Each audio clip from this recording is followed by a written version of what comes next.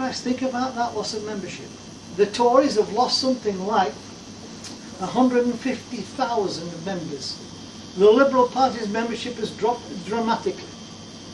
And I don't need to repeat what I said at the start about the Socialist Workers' Party, the Socialist Party, formerly militant tendency, the Scottish Socialist Party, all respect, all of them split and divided like an amoeba, as inevitably they will, and then they all talk about can we come together. Well, actually this party was formed in 1996 after 4 months of intense discussion with the object of forming a new party, not one where we could come together with somebody, but a new party that would have a constitution and a policy that could not be challenged by anybody, certainly in terms of its socialist commitment. I'm sure that Paul will agree with me, he was at those meetings. People like Michael Mansfield QC were at those meetings. There were people from the left spectrum all across the board. Every single party I mentioned were there. At the end of the day, not one member objected to the constitution of our party. Not one member disagreed with our programme as contained in the manifesto. They all agreed. Just one objection. They wanted the right to join the party and remain in their own party at the same time. Now, you know, it's a contradiction in terms. After 4 months of negotiating and coming to an agreement about what was needed, they then wanted to join it but stay in their own party. Well, look at the differences and look at the problems that's been created as a result of what they did.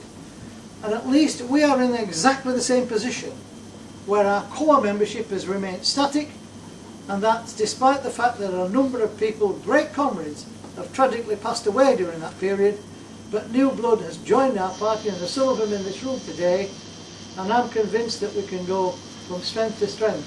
But there's a need for all of us to go away from this conference at the end of it and do something within the coalfields, within the factory areas, within the shipyard areas, all of which now are derelict, to regenerate those things that have been destroyed by successive Tory and Labour administrations. I've been speaking all over Britain in the last 6 to 9 months. I've spoken on about 3, 4, 5 occasions with Ricky Tomlinson, who's here today. And you know, he'll tell you, and I'm sure that other people will tell you as well, that we are speaking to packed audiences. We were speaking 2 weeks ago to 500 people in London, and they were listening to the message, which was completely different to any message they're hearing from anybody else, because they were listening to what happens when you fail to act. When you fail to act, the state will turn on you and they'll do all sorts of things to you, including send you to jail, even though you're not guilty. They'll do everything and anything in their power to crush any signs of opposition or dissent. But that, of course, is the history of capitalism. When people attack us, we should think that we're on the right track. You know, when you form a political party like ours, they'll ridicule you, they'll laugh at you. They've done that.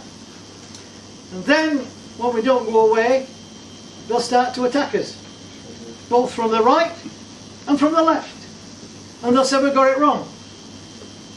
And then they'll really get angry and they'll try to do everything and anything to undermine you by saying things which are completely untrue about the organisation or about the leaders of the organisation. And finally, at the end of all of that, and after a campaign conducted amongst the people that we want to represent, who are the working people of this country, I'm convinced that we shall certainly at the end win through and begin the painful, slow step towards the kind of society that James Connolly dreamed about, and that we, if we adopt the correct policies here today and in the future, can make that dream a reality.